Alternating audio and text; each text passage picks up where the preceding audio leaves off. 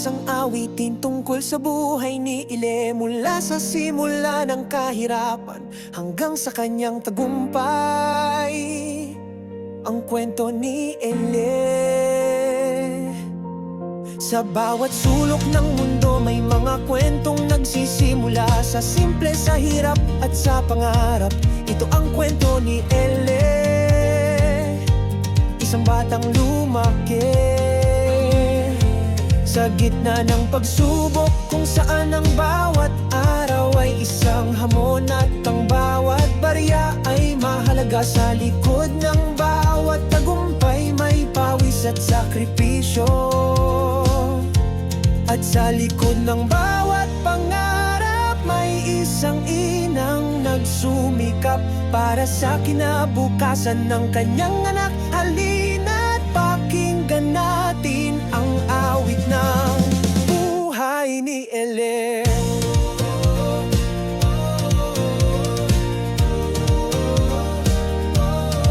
Sa simula ng buhay sa sanghamak na bahay, nagsimula ang kwento, puno ng pagsubay. Si nanay, tindera ng isda sa palengke, bawat sentimong kita sa pamilya ihahandog. Hirap ang pundasyon, pangarap ang tanglaw, si Eli lumaki sa pag-asa'y nananaw.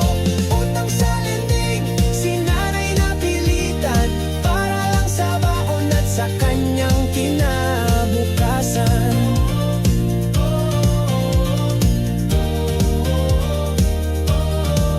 Sa eskwela'y nagsikap, talino'y pinatalas, bawat libro'y binasa, pangarap di kumupas. Gabi-gabi nag-aral, liwanag ay tanglaw hanggang matapos, diploma'y nahawakan. Hirap ang pundasyon, pangarap ang tanglaw, si Eli lumaki sa pag-asa'y nananaw. Utang sa lending, si nanay napilitan para lang sa baon at sa kanyang kinabukasan.